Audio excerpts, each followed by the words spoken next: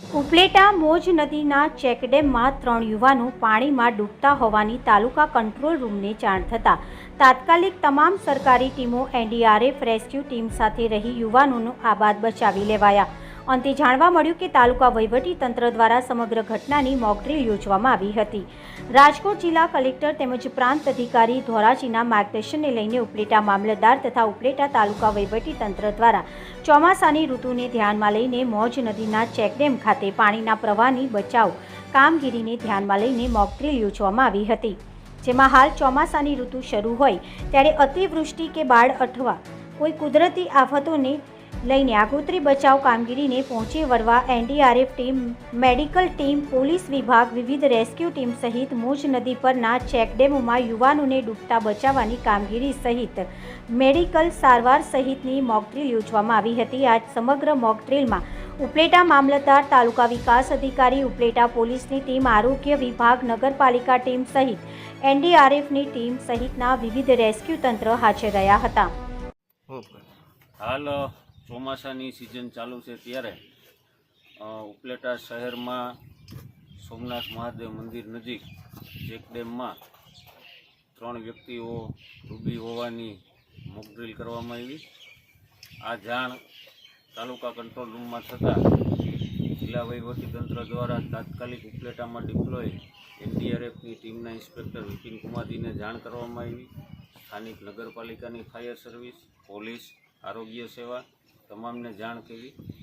નિયત સમયમાં તાત્કાલિક તમામ લોકો અહીંયા પહોંચી ગયા અને એનડીઆરએફ દ્વારા પોતાની બોટ અને તરવૈયાઓ સાથે નદીના પટમાં જઈ અને આ લોકોને બચાવવાની મોકડ્રીલ કરવામાં આવી। આ મોકડ્રીલ દરમિયાન પાણીની અંદર કોઈ ફસાઈ ગયું છે એવો સીન ક્રિએટ કરવામાં આવ્યો અને ડીપ ડાઈવર દ્વારા ઓક્સિજનના સિલિન્ડરને માસ્ક સાથે એણે નદીના તળિયે જઈ અને વ્યક્તિને શોધી બહાર લાવેલ છે। આ મોકડ્રીલ દરમિયાન નગરજનો પણ હાજર હતા। આવી પરિસ્થિતિમાં જ્યારે કોઈ વ્યક્તિને પાણીમાંથી બહાર લાવીએ પછી તાત્કાલિક એને શું ને કેવી રીતે સારવાર આપવી તેની સમજ પણ એનડીઆરએફની ટીમ દ્વારા આપવામાં આવી। આપણે હાલ વર્ષા ઋતુની સિઝન છે, આપણા વિસ્તારમાંથી મોજ, વેણુ અને ભાદર એવી 3 મોટી નદીઓ પસાર થાય છે, ડેમ પણ આવેલા છે। તો વરસાદની સિઝનમાં આપણે સૌ નદી કાંઠાથી દૂર રહીએ અને જરૂરી સાવચેતી રાખીએ એવી આ તકે હું સૌ નાગરિકોને અપીલ કરું।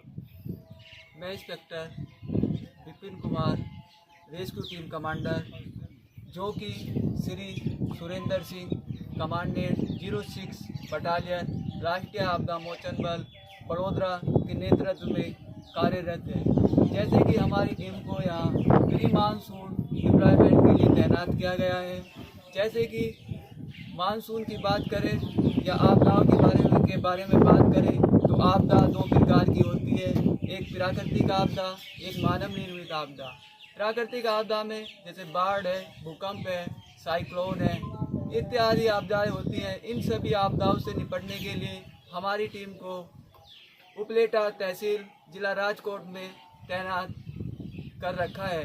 जैसे कि आज हमें उपलेटा मामलादार द्वारा सूचित किया गया कि आपको मॉक एक्सरसाइज बाढ़ के ऊपर करना है। इस दौरान हमारी टीम मौज नदी पर फ्लड एक्सरसाइज का आयोजन करती है, जिसमें 3 विक्टिम का हमने रेस्क्यू किया, जिसके द्वारा उन विक्टिम को एम्बुलेंस के माध्यम से हॉस्पिटल में रेफ़र कर दिया गया है। और यदि इसी प्रकार की कोई यदि आपदा आती है तो हमारी टीम उन सभी आपदाओं से निपटने के लिए तैयार है।